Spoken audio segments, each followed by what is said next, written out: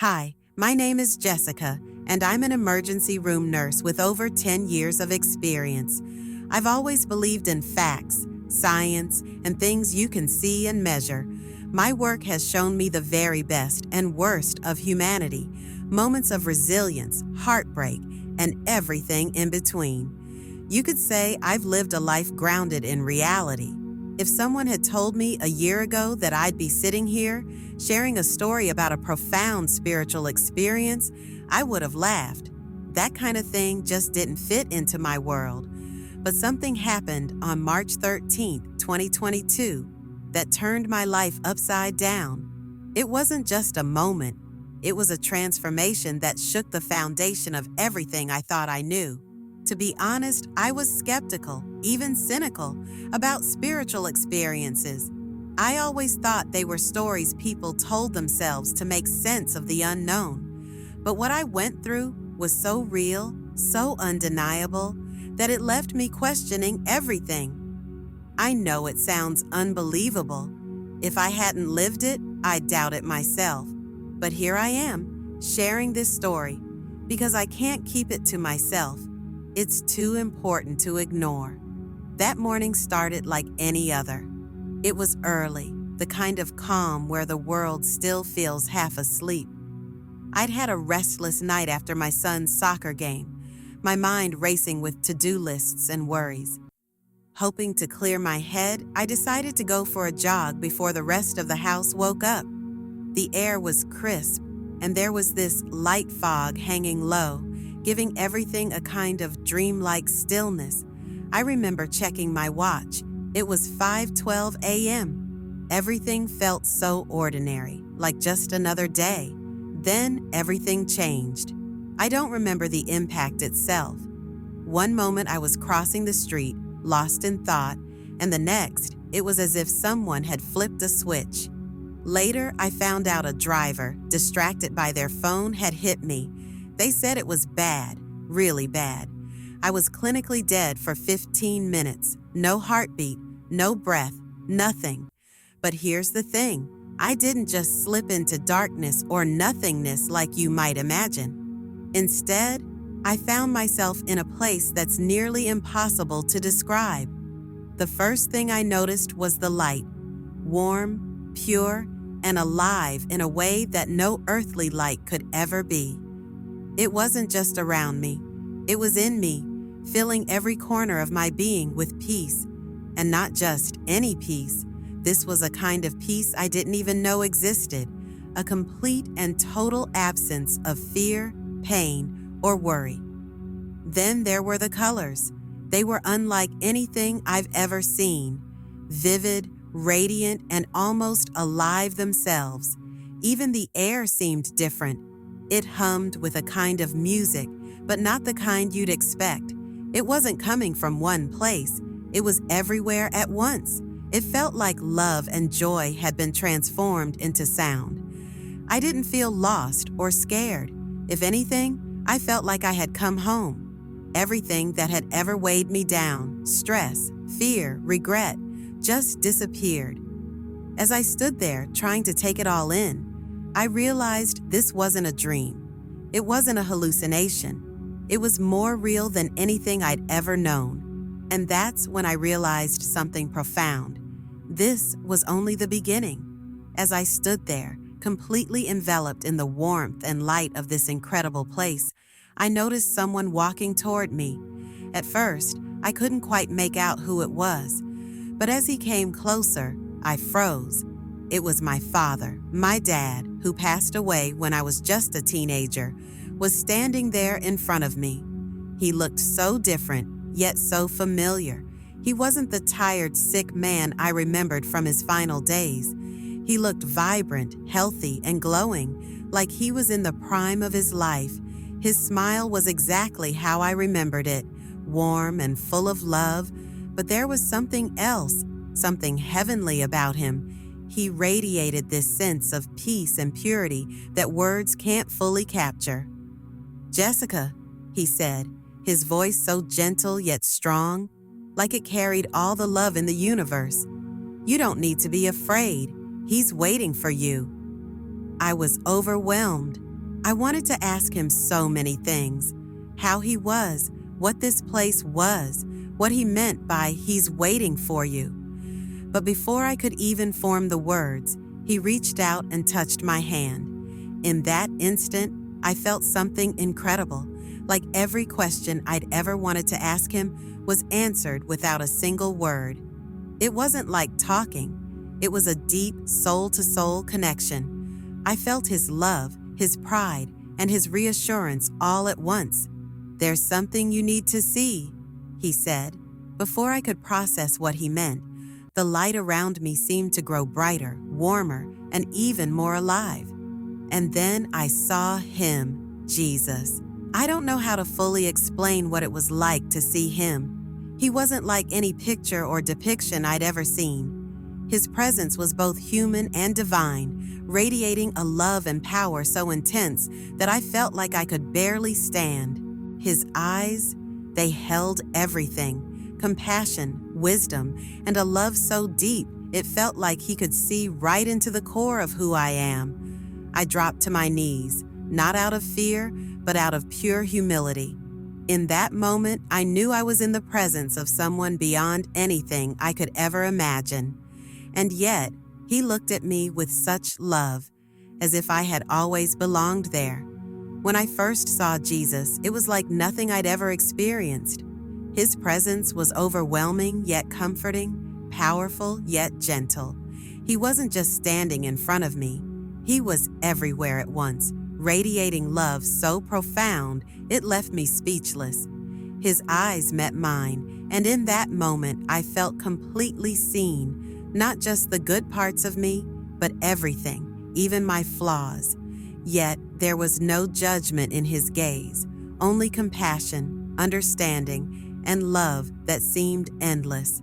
I dropped to my knees, tears streaming down my face, not out of fear, but because of the humbling beauty of being in his presence. He reached out, placed his hand on my shoulder, and spoke my name. His voice wasn't just a sound. It was like it resonated in my very soul. "Jessica," he said, "there is something you must see, something my people need to know before I return." And then he showed me 4 events. The first was the great distraction. I saw people everywhere glued to their screens: phones, computers, TVs. Families sat together but weren't connecting. Friends were more focused on social media than each other. Even believers were caught up in the noise, losing sight of what truly mattered.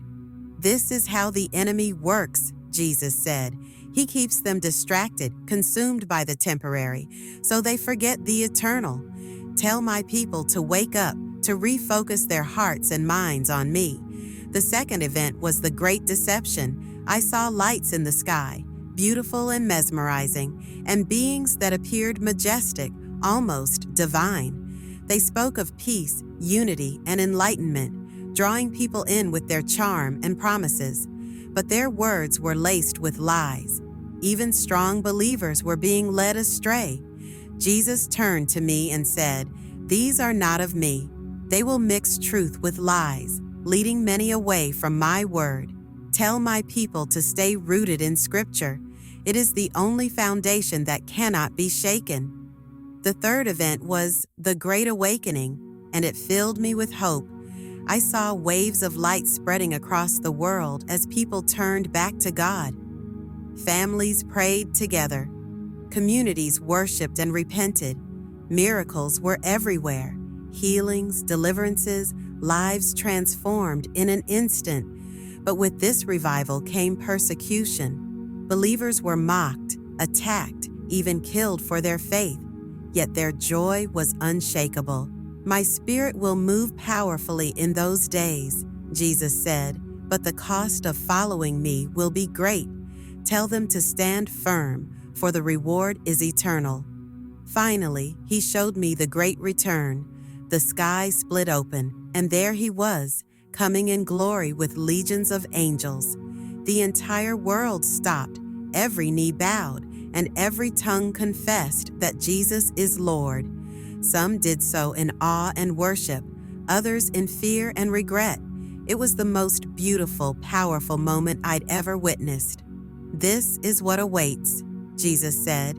"Tell them I am coming soon. Be ready, for no one knows the day or the hour." When the vision ended, I was left trembling, overwhelmed by what I'd seen but filled with a deep sense of purpose. These weren't just visions. They were warnings, promises, and a call to action. And I knew I had to share them. As the vision began to fade, I found myself still kneeling before Jesus, overwhelmed by everything he had shown me. My heart was racing, and I felt both the weight of what I had seen and the incredible peace of his presence. He looked at me with such love, as if the entire universe could wait while he spoke directly to me. "Jessica," he said, his voice so gentle yet so commanding, "you have seen what is to come. But remember, this message is not just for you. It is for my people." I wanted to tell him how unworthy I felt for such a task, how inadequate I was to carry something so important. But before I could speak, he placed his hand over my heart. In that instant, I felt a rush of love so profound, so unshakable, that it brought tears to my eyes. "I chose you," he said, "not because you are perfect, but because you are willing. Trust in my strength, not your own. You are not carrying this message alone. My Spirit will guide you and give you the words when the time comes." He then spoke about the urgency of the message. "Tell my people that I am coming soon. Remind them to stay rooted in their faith, to hold fast to my word, and to be vigilant. The days ahead will not be easy, but my promises are unchanging, and my love is unbreakable. Even in the trials, those who trust in me will find peace beyond understanding." He paused for a moment, and the light around him seemed to grow even warmer, like it was wrapping me in reassurance. "There will be days of doubt, even for you," he continued. "But know this, I am always with you. I see every struggle, every fear, and every failure. My people are never alone. I am the God who heals, who restores, and who makes all things new." Finally, he spoke with a gentle urgency. "Go back now, Jessica. Your work is not finished. Tell them I am coming soon." And with that, everything began to shift. The vision faded, and I felt myself being pulled back to my body. But his words remained etched in my heart. I knew this mission was one I could not ignore. The moment everything shifted, I felt myself being pulled back, like I was being sucked through a tunnel of light. I don't know how to describe it, but it was as if the entire world was collapsing inward and I was being squeezed back into my body. It was jarring. The peace, the overwhelming love, and the warmth of Jesus' presence all faded in an instant. What followed was a stark contrast: pain. I could feel the pain in my chest, sharp and searing, like fire had been reignited inside me. My lungs burned as I desperately tried to breathe, each breath harder than the last. My body was telling me, "You're back, you're alive." But at that moment, all I wanted was to stay in that peaceful place, to never leave the comfort and love I'd felt. As my eyes opened, the first thing I saw were the faces of paramedics hovering over me, their expressions a mix of disbelief and relief. "She's back," one of them said, his voice trembling with emotion. It was almost like they couldn't believe I'd come back. I couldn't either. I could barely move, barely speak. My body felt like it was made of lead, and I was in so much pain. But through all of it, I felt something I couldn't quite explain. Immense gratitude. Gratitude that I had been given another chance. Gratitude for the experience I had just gone through. And most of all, gratitude for being able to return to the people I loved. I couldn't fully express it, but I grasped one of the paramedics' hands, holding it tightly, hoping somehow to convey the magnitude of what I had just experienced. Over the next few days, I was in and out of consciousness, my body fighting to heal. The doctors couldn't understand how I was recovering so quickly. They were amazed, calling my survival and rapid healing miraculous. The car had hit me hard, and by all accounts, my injuries should have been much worse. But here I was, almost completely healed in a fraction of the time. They didn't have an explanation. I knew the truth, though. It wasn't a miracle of medicine. It was a miracle of grace. But as much as my body was healing, my heart and mind were still processing what had happened. How could I possibly explain what I had seen, what I had felt? How could I make people believe in something so otherworldly? The experience had been so profound that it didn't just change my perspective on life, it had changed my entire purpose. I knew now that I had to share what I had seen, no matter how difficult it might be or how it might sound to others. I had to tell them about Jesus, about His love, His return, and the warnings He gave me. There were moments when I felt unsure of how to explain it, moments of doubt about whether people would believe me or think I was crazy. But I held on to one truth that kept me going. He had chosen me for this. I had seen what was coming, and I had a responsibility to share it. I wasn't just back from the brink of death, I was back with a message. As I began to recover physically, I realized something. The hardest part wasn't going to be getting my body back to normal.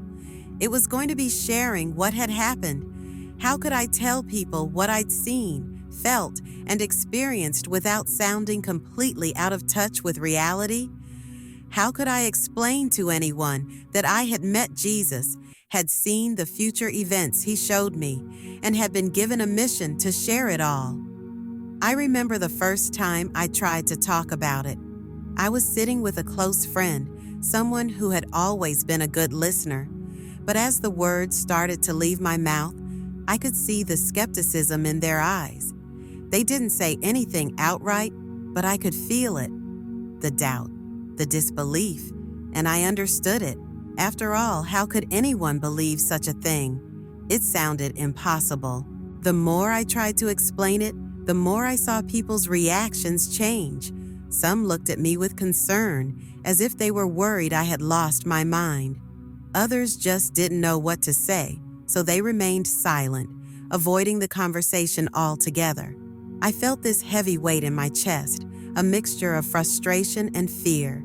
Fear that no one would believe me, fear that I'd be judged, and fear that I'd fail in sharing what I knew was so important. But in the midst of my struggles, I kept remembering what Jesus had said to me. He told me not to worry about the doubts of others. He told me that the message wasn't for everyone, and that's something I had to come to terms with. Some will doubt, Jessica, He had said. Some will mock, but those with ears to hear will understand, and they will be the ones who need to hear it. So I began to focus on those people, the ones who were truly ready to hear the message. They were the ones I needed to reach. I started speaking with more conviction, even when others seemed uninterested. Deep down, I knew that it wasn't my job to convince anyone. My job was to share what I had seen, to tell the truth as I knew it, and to trust that God would take care of the rest. There were still times when I felt disheartened, especially when the people I loved the most seemed the most skeptical. My family, for example, had a hard time understanding what I was saying. They couldn't grasp how someone so grounded in science could experience something so spiritual and supernatural. I understood their confusion, but I also knew that I had to stand firm in my faith. Jesus had chosen me for this, and I couldn't back down. It wasn't easy. There were days when I questioned whether I was doing the right thing, whether the message was truly for me to share. But each time I doubted, I felt that sense of peace, that same peace I had felt when I was with Him. It reminded me that I wasn't alone in this, and I began to feel more confident that even if people didn't understand now, the ones who were ready would eventually hear the message, and that was enough.